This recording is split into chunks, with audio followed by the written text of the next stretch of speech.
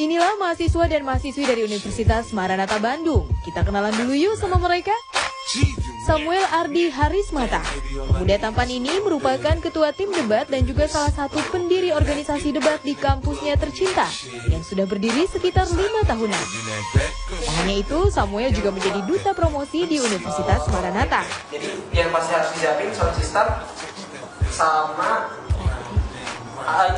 pendingin udaranya. Latar belakang mengapa tim ini didirikan pertama adalah untuk mengumpulkan mahasiswa-mahasiswa yang memiliki pemikiran kritis. Di sisi lain juga memiliki kesamaan dalam hal senang mempresentasikan sesuatu, mempresentasikan argumentasinya pada teman-teman lainnya, dan juga memberikan solusi-solusi kritis serta pemikiran-pemikiran kritis yang dapat diimplikasikan dan diaplikatifkan dalam musik perdebatan.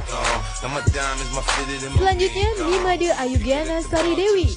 Selain bergelut di bidang debat, ternyata wanita asal Bali ini juga menekuni kegiatan sosial.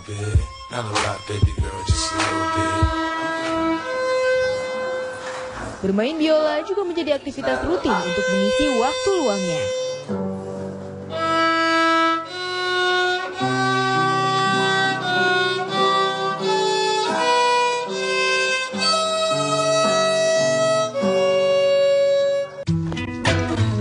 Yang terakhir adalah Finalia Arifin. Dia merupakan salah satu mahasiswa yang berprestasi dan juga pejuang inspirasi. Saat ini, Vina sedang sibuk dengan kegiatan sosialnya di organisasi sekolah inspirasi di salah satu panti asuhan. Di sini, Vina memberikan ilmu kepada anak-anak yatim piatu agar mereka mempunyai inspirasi yang membangun di masa yang akan datang. Kegiatan dari Sekolah Inspirasi diantaranya adalah melakukan advokasi pendidikan, pembentukan karakter, dan kita melakukan kegiatan-kegiatan action di mana satu volunteer seperti saya itu mempunyai satu adik asuh di mana kami bertugas untuk menginspirasi mereka untuk terus berjuang untuk mencapai pendidikan yang lebih tinggi. Baik, segera kita mulai sesi perdebatan ini dengan memberikan kesempatan kepada masing-masing tim untuk menyampaikan argumentasi awal. Topik kita kali ini adalah pro kontra pelaksanaan pemilu kada langsung. Saya berikan kesempatan pada tim pro terlebih dahulu untuk menyampaikan argumentasi awal Anda. Waktu Anda 2 menit, kita akan mulai dari sekarang. Selamat siang Dewan Juri yang kami hormati, rekan-rekan dan seluruh hadirin yang berbahagia pada kesempatan kali ini. Demokrasi adalah suatu sistem pemerintahan dari rakyat, oleh rakyat, dan untuk rakyat. Di Indonesia sendiri, sistem demokrasi yang kita anut adalah sistem demokrasi Pancasila, yang salah satu prinsipnya adalah dengan melakukan pemilu secara berkesinambungan.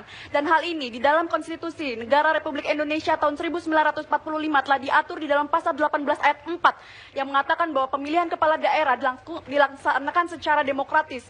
Dan hal ini pula yang dituangkan di dalam Undang-Undang Nomor 32 Tahun 2004 tentang pemerintahan daerah yang menyatakan bahwa pemilihan kepala daerah dilaksanakan secara langsung. Dan untuk dasar filosofis akan disampaikan oleh Saudari Finalia.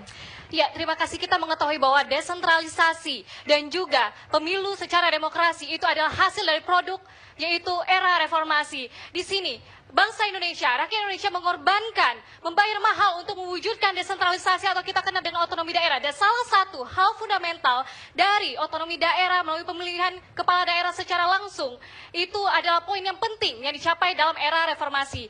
Selanjutnya, di sini saya akan menekankan bahwa berdasarkan penelitian yang dilakukan oleh Amiruddin selaku dosen Universitas Diponegoro mengatakan pemilihan kepala daerah secara langsung itu akan menumbuhkan sense of local response, di mana sense of local response ini akan memberikan suatu hal keikutsertaan dari masyarakat kepada pemimpin tersebut. Dan selanjutnya yang ingin saya sampaikan, terlalu dini ketika kita ingin mengubah sistem pemilihan kepala daerah secara langsung menjadi tidak langsung, karena sistem pemilihan kepala daerah secara langsung ini baru dilakukan selama 2 periode sejak bulan Juni tahun 2005. Dan di sini kami akan menjelaskan mengenai perbaikan-perbaikan yang akan dilakukan mengenai sistem pemilihan kepala daerah secara langsung. Bukan kita menghapuskan sistemnya. Baik, ditahan dulu. Penjelasannya bisa dilakukan nanti. Tapi kita dengarkan terlebih dahulu bagaimana pendapat tim kontra terkait topik kita sore hari ini. Silakan. Ya, Assalamualaikum warahmatullahi wabarakatuh. Selamat sore, terima kasih atas kesempatan yang diberikan kami dari tim Fakultas Geografi Universitas Gadjah Mada. Bahwasanya dalam menghadapi satu isu atau kebijakan yang saat ini sedang marak diperbincangkan, kita harus mengambil satu sikap yang tegas. Dan di sini kami menyatakan bahwa kami tidak setuju dengan pilkada langsung. Mengapa saudara-saudara? Mari kita berpikir secara realistis bahwa pilkada langsung ini menelan biaya, waktu, tenaga pikiran yang tidak sedikit. Belum lagi ketika pilkada langsung ini harus dilaksanakan dalam beberapa kali putaran. Tentu saja pilkada langsung ini akan mengeluarkan kocek dan tentu saja memakan waktu yang lebih banyak. Belum lagi permasalahan yang banyak terjadi secara time series dari sebelum, saat, dan setelah. Mulai dari kecurangan-kecurangan seperti money politik, black campaign, dan juga gesekan-gesekan sosial yang mungkin timbul. Itu yang pertama. Dan yang kedua, ini yang sebenarnya penting, bahwasanya kita melulu sibuk dengan hal-hal yang berbau substansial.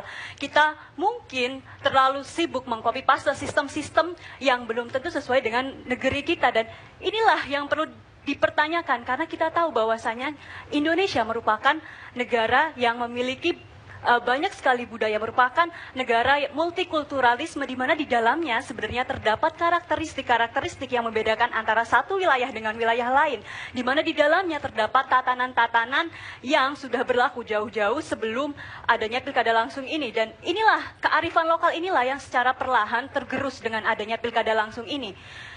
Oleh karena itu, kita seharusnya menggali kembali apa yang sudah menjadi satu sistem yang hidup di Indonesia, yaitu musyawarah untuk mufakat. Karena kita tidak bisa memandang sempit kedaulatan rakyat hanya sebagai one man one vote saja. Karena kedaulatan pada dasarnya berakhir pada kesejahteraan rakyat. Dan satu bukti ketika musyawarah untuk mufakat itu berhasil adalah DIY dengan memilih gubernur sesuai dengan musyawarah untuk mufakat. Terima kasih. Baik. Musyawarah untuk mufakat atau mungkin sistem perwakilan. Begitu ya, kira-kira ya. Saya berikan kesempatan terlebih dahulu untuk juri pakar kita untuk menanggapi argumentasi awal kedua tim, Bung Margarito. Pemilu atau demokrasi sama sekali tidak ada hubungannya dengan angka. Sama sekali tidak ada hubungannya dengan efisiensi, sama sekali tidak ada hubungannya dengan biaya. Demokrasi per definisi kita bicara mengenai akuntabilitas. Jadi kalau bicara mengenai demokrasi, pasti ada biaya, pasti mahal, pasti ada tenaga. Tetapi poin terpenting dalam demokrasi adalah soal akuntabilitas. Apa? Proses dan juga substansi. Ini yang menurut saya akan elok dan akan diperoleh oleh bangsa ini andaikan ya, yang kontra pilkada langsung itu mendemonstrasikan gagasan-gagasan seperti ini. Betul memang ada soal, tapi jangan lupa soal konflik horizontal di daerah dan segala macam tidak terjadi karena pilkada saja. Terjadi karena berbagai macam soal. Dan mesti ini dikenali juga oleh mereka yang kontra, dan saya kira menurut saya tidak terlalu tepat kalau mengatakan jangan kita pakai pilkada langsung hanya karena ada konflik di sana sini. Mengapa? Oleh karena konflik bisa terjadi dengan atau tanpa pilkada. Yang harus dilakukan adalah meminimais itu. Kita dengarkan dulu tanggapan dari pihak yang kontra. Menurut kami di sini, kami tetap menolak pilkada langsung karena selain dari dampak-dampak dan juga konflik-konflik yang mungkin akan ditimbulkan berkaitan dengan aspek akuntabilitas, maka dengan diadakannya pilkada langsung itu sama dengan artinya membuka ruang-ruang baru bagi publik untuk kemudian menggunakan calon-calon yang kemudian kita kaitkan dengan unsur popularitas, Pak, seperti itu. Karena pilkada langsung ini secara umum dipilih langsung oleh masyarakat Indonesia, seluruh masyarakat, sehingga inilah yang kemudian dimanfaatkan oleh sebutlah partai politik untuk kemudian mengusung calon-calon yang hanya memiliki popularitas tanpa memandang kualitas atau akuntabilitas dari si calon ini sendiri. Dan inilah yang kemudian akan memicu potensi adanya degradasi kepemimpinan dari kepala daerah yang kemudian akan terpilih apabila hanya dikaitkan dengan unsur popularitas untuk menguruk suara sebanyak-banyaknya. Karena suara yang kemudian paling banyak dari masyarakat itu kemudian akan terpilih menjadi kepala daerah. Seperti itu, Pak. Tidakkah Anda tahu bahwa kenapa kita pilih pilkada langsung? Karena pilkada yang dilakukan oleh DPRD ternyata sama buruknya, bahkan jauh lebih buruk. Dan yang satu lagi yang ingin saya katakan, hanya dengan cara pilkada langsunglah kita menempatkan rakyat di jantung kehidupan bangsa, bukan melalui wakil-wakilnya. Baik, sedikit saja tanggapi. Saya rasa bisa dikomparasikan bahwa saat ini dua-duanya memang berada dalam keadaan yang masih kurang baik. Tapi kami di sini juga mengajukan satu solusi yang baru, di mana sistem perwakilan ini tidak sama dengan apa yang terjadi pada saat orde-orde sebelumnya. Di sini permasalahannya adalah ketika sistem perwakilan ini menjadi satu sistem yang terisolasi, ketika masyarakat hanya tiba-tiba saja tahu jadi hasilnya si ini menjadi pilkada. Dan disinilah kami mengajukan satu solusi baru, di mana ada satu proses transparansi sehingga masyarakat tetap bisa dilibatkan dalam proses tersebut. Artinya, secara bottom up planning di mana kebijakan dirumuskan dari bawah, masyarakat tetap ikut serta karena dalam pemilihan wakil rakyat pun mereka sudah dilibatkan. Solusinya apa?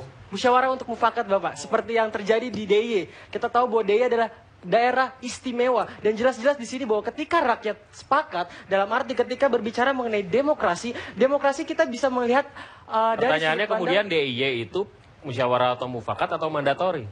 Nanti dijawabnya, nanti dijawab. Tanggapan Anda bagaimana? Baik, terima kasih. Ada satu hal yang kami setuju dari rekan-rekan tim kontra di sini, bahwa memang benar sistem pemilihan langsung tidak terlepas dari yang namanya pelanggaran. Sistem pemilihan langsung tidak terlepas dari namanya kesalahan. Tetapi di sini bukan berarti sistem yang kita ganti, teman-teman. Teman-teman yang harus cermati di sini bahwa ingat teori hukum bangunan, di mana ketika misalnya kita ingin mengganti perbaiki jendela, bukan rumahnya yang kita rubuhkan, jendelanya kita ganti. Nah, kami di sini memberikan solusi yang tepat guna, di mana dengan ini, kita ingat pemilu terbagi dalam dua, sistem selection dan election. Perbaiki sistem selectionnya, kami di sini berangkat memberikan solusi bentuk tim ad hoc. Di mana tim ad hoc ini, yang pada akhirnya bertugas untuk mengawasi, untuk memberikan verifikasi data mengenai calon-calon yang akan menjadi kepala daerah tersebut. Salah satunya bagaimana solusi yang kami berikan? Tim ad hoc ini terdiri dari 5 komponen dasar. Pertama, dari KPK. Kedua, dari akademisi. Ketiga, dari tokoh masyarakat lokal. Keempat, itu dari psikologi, dan terakhir adalah KPUD untuk melakukan verifikasi mengenai administratif. Jadi di sini teman-teman tidak perlu khawatir jikalau misalnya tiba-tiba harus diganti dengan sistem yang baru. Teman-teman harus ingat, berangkat dari sejarah, bangsa yang besar adalah bangsa yang tidak lupa terhadap sejarahnya. Sejarah di sini telah berbicara bahwa banyak pelanggaran ketika keterwakilan. Oleh karena itu makanya kita berangkat dengan sistem pemilu kada langsung. Perbaiki sistem selectionnya, bukan sistem election yang kita ganti, bukan sistemnya yang kita rubuhkan, tetapi bagaimana caranya kita bentuk pengawasan lebih baik. Ketika seorang mencalonkan diri, verifikasinya harus jelas. Dengan adanya 5 komponen dari KPK, akademisi, tokoh masyarakat, psikologi, serta yang terakhir adalah dari KPUD, tentu sudah mencakup mengenai verifikasi dari segi IQ, EQ, termasuk juga dari administrasi pun sudah ada. Terima kasih. Baik, kami akan kembali sesaat lagi. Tetaplah bersama kami di debat mahasiswa aspirasi untuk negeri.